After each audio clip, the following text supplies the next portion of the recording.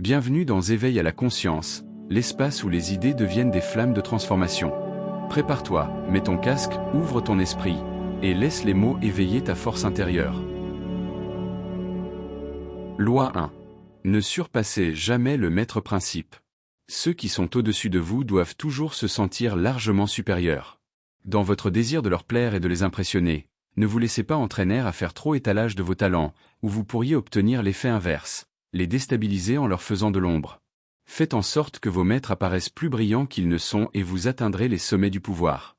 Violation de la loi. Nicolas Fouquet était surintendant des finances au début du règne de Louis XIV. C'était un homme généreux qui aimait les fêtes somptueuses, les jolies femmes et la poésie. Il aimait aussi l'argent, et menait un train de vie extravagant. Fouquet était intelligent et absolument indispensable au roi. Aussi, quand le Premier ministre, le cardinal Mazarin, mourut en 1661, le surintendant des finances s'attendait-il à lui succéder. Au lieu de quoi le roi décida d'abolir la charge. Cette décision ainsi que d'autres indices firent comprendre à Fouquet qu'il n'était plus dans les bonnes grâces du roi. Aussi décida-t-il de regagner ses faveurs en organisant la fête la plus splendide que l'on eût jamais vue. Officiellement, elle avait pour but de célébrer l'achèvement des travaux de son château de Vaux-le-Vicomte, mais son objectif réel était de rendre hommage au roi, l'invité d'honneur. Les plus célèbres représentants de la noblesse d'Europe et quelques-uns des plus grands esprits de l'époque, La Fontaine, La Rochefoucauld, Madame de Sévigné avaient été conviés. Molière avait écrit pour l'occasion une pièce dans laquelle il jouerait lui-même. La fête commença par un somptueux banquet de 7 services où furent servis des aliments venus d'Orient que l'on n'avait encore jamais goûtés en France ainsi que des recettes créées spécialement par Vatel. Un orchestre enchaînait les morceaux de musique pour honorer le roi. Après le dîner, on se promena dans les jardins du château. Les magnifiques allées et fontaines de Vaux-le-Vicomte avaient été conçues par le nôtre, comme plus tard le serait celle de Versailles. Fouquet accompagna lui-même le jeune roi à travers les parterres et les bosquets superbement géométriques. En arrivant au canot, ils assistèrent à un feu d'artifice, suivi par la pièce de Molière. La fête se prolongea fort tard dans la nuit et tous s'accordèrent à dire que c'était l'événement le plus incroyable qu'ils eussent jamais vu. Quelques jours après, Fouquet fut arrêté par le chef des mousquetaires du roi, D'Artagnan. 3 mois plus tard, il était accusé d'avoir détourné l'argent de l'État. En fait, la plus grande partie de cet argent avait été versée avec l'accord du roi et en son nom. Fouquet fut condamné à la confiscation de tous ses biens et au bannissement hors du royaume, puis sa peine fut commuée en emprisonnement à vie. Il mourut à Pignerol, une lointaine place forte des Alpes. Interprétation. Louis XIV, le roi Soleil, était un homme fier et arrogant qui exigeait d'être constamment au centre de l'attention.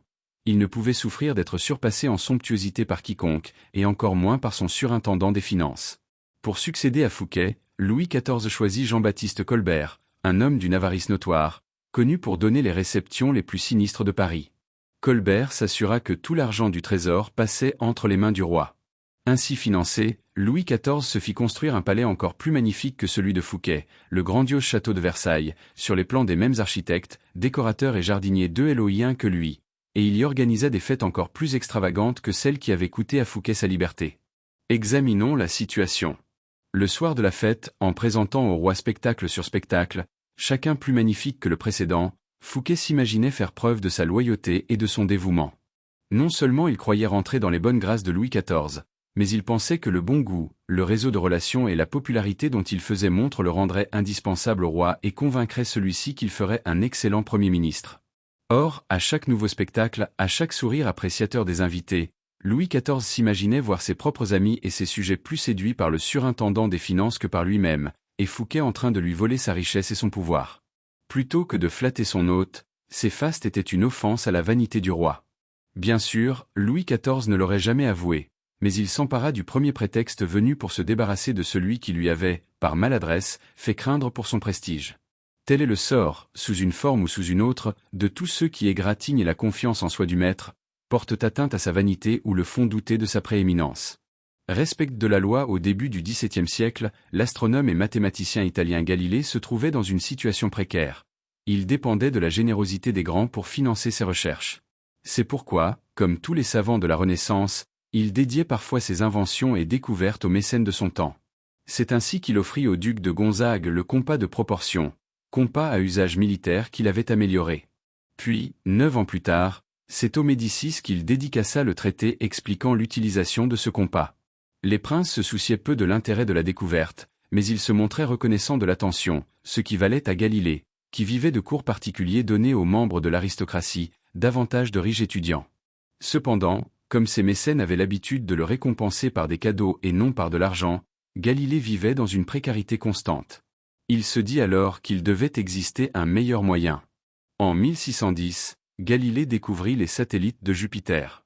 Au lieu de répartir l'honneur de cette découverte entre ses différents protecteurs comme par le passé, donnant à l'un sa lunette astronomique, dédicaçant un livre à l'autre, etc., il décida de se concentrer exclusivement sur les Médicis, pour la raison suivante.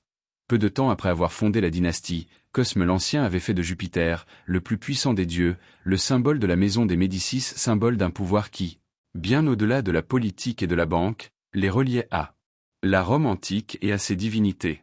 Galilée présenta donc sa découverte astronomique comme un événement cosmique célébrant la grandeur des Médicis.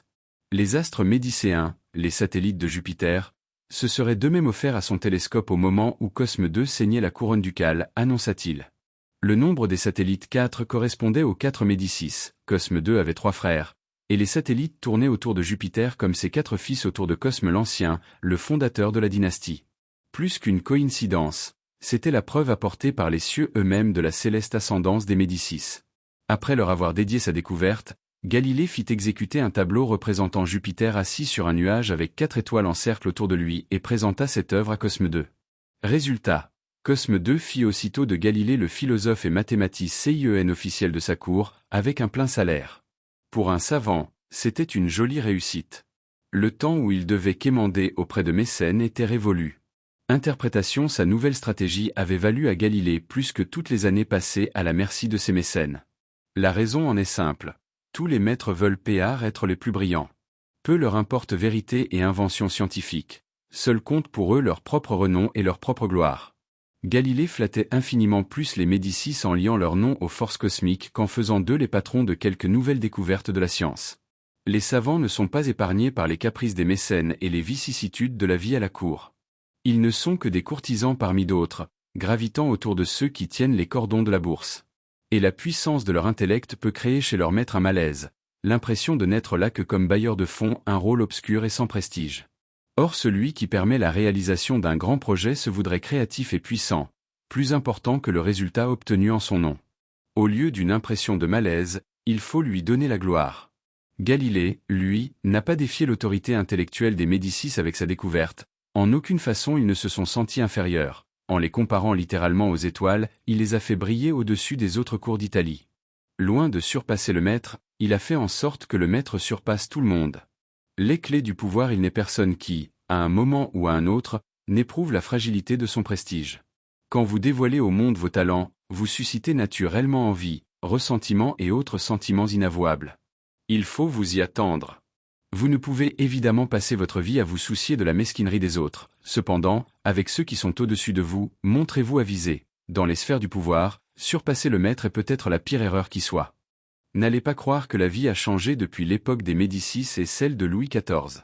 Ceux qui atteignent les sommets sont comme les rois et les reines. Ils veulent se sentir en sécurité dans leur position et supérieurs en intelligence, esprit et charme à ceux qui les entourent. Croire qu'en faisant montre de vos talents vous allez gagner l'affection du maître est une erreur fatale mais courante. Celui-ci peut feindre de vous apprécier mais, à la première occasion, il vous remplacera par quelqu'un de moins intelligent, moins séduisant, moins célèbre, exactement comme Louis XIV a remplacé le brillant Fouquet par le terne Colbert. Et, comme Louis XIV, il n'en admettra pas la raison véritable mais se servira d'un prétexte pour se débarrasser de vous. Cette loi implique 2 règles que vous devez comprendre. La première est qu'il peut vous arriver de faire involontairement de l'ombre à un maître en étant simplement vous-même. Il en est en effet dont le complexe d'infériorité est particulièrement sensible. À vous, alors, d'en venir à bout à force de discrétion. Nul n'était aussi comblé par la nature Castor III Manfredi, prince de Faenza. C'était le plus charmant des jeunes princes d'Italie, apprécié de ses sujets pour son ouverture d'esprit et sa générosité. En 1500, César Borgia mit le siège devant Faenza. Quand la ville se rendit, les habitants s'attendaient au pire de la part du cruel Borgia qui, cependant, décida de l'épargner.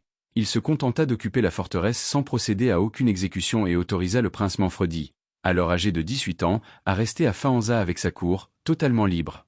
Quelques semaines plus tard, pourtant, Manfredi était arrêté et enfermé dans une prison romaine. Et 1 an après, son corps fut repêché dans le Tibre, une pierre au cou. Borgia justifia cet acte horrible par des accusations de trahison et de conspiration totalement infondées.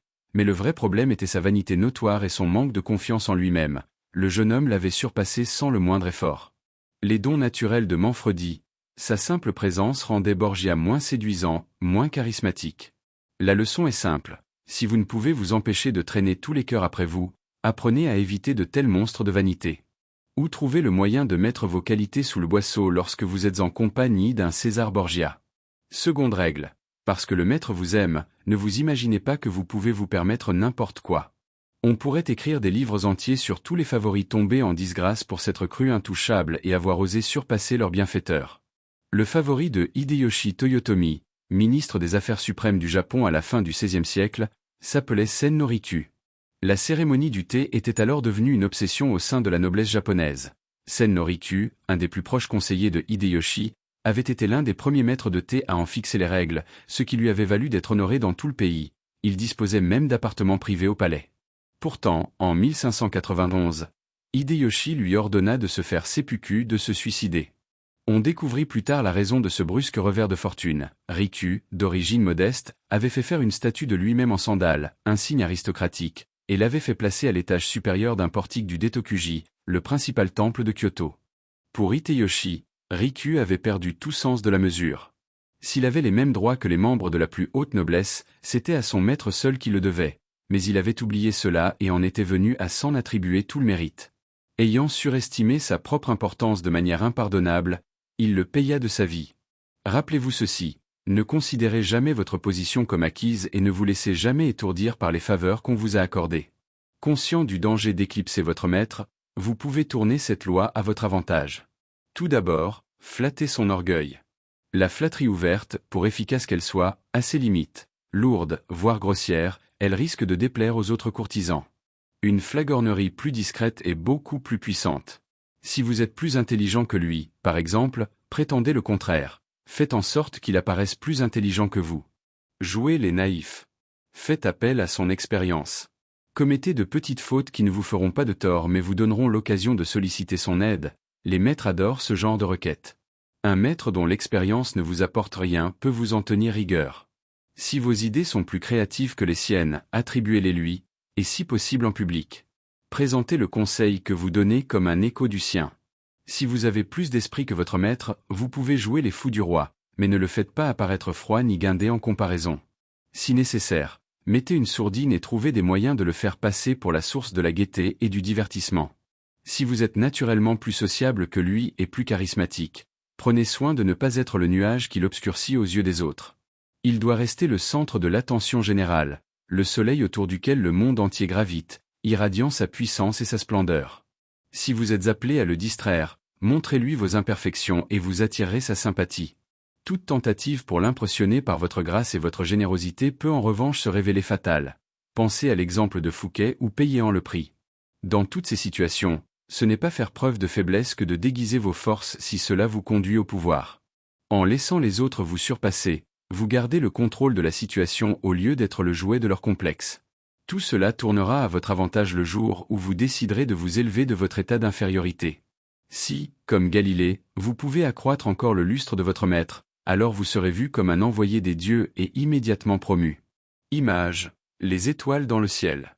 Il ne peut y avoir qu'un soleil à la fois. N'obscurcissez jamais sa lumière, ne rivalisez pas avec son éclat. Au contraire, fondez-vous dans le ciel et trouvez les moyens de faire briller d'un éclat plus vif l'étoile du maître. Autorité, se bien garder de vaincre son maître. Toute supériorité est odieuse, mais celle d'un sujet sur son prince est toujours folle ou fatale. C'est une leçon que nous font les astres qui, bien qu'ils soient les enfants du soleil et tout brillants, ne paraissent jamais en sa compagnie. Balthazar Gracian, 1620 à 1658, l'homme de cour, traduit par Amelot de la Houssaye. À contrario, inutile de craindre de vexer chaque personne que vous rencontrez, mais votre cruauté doit être sélective.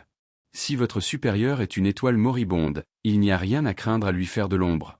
Ne vous montrez pas clément, votre maître n'a pas eu de scrupules lors de son ascension implacable vers les sommets. Jaugez sa force. S'il est faible, hâtez discrètement sa chute. Montrez-vous plus charmant, plus élégant, plus compétent que lui à des moments clés. S'il est chancelant et prêt à tomber, laissez faire. Ne prenez pas le risque d'achever un supérieur affaibli, cela pourrait apparaître cruel ou malveillant. En revanche, si votre maître est en position de force et que vous vous savez plus compétent que lui, attendez votre heure. Il est dans l'ordre des choses que son pouvoir s'amenuise et s'éteigne. Votre maître chutera un jour, et si vous jouez bien, vous lui survivrez et le surpasserez. Merci d'avoir voyagé avec moi à travers les mystères du cosmos et les mémoires oubliées de l'humanité. Si ce savoir a éveillé en toi une question, élargi ton regard ou touché ton cœur, alors notre mission est accomplie. Installe-toi confortablement, garde ton esprit ouvert, et prépare-toi à nous retrouver dans la prochaine exploration. Car chaque livre est une étoile, chaque mot une vibration, et chaque rencontre une porte vers l'infini. À très bientôt dans Éveil à la conscience.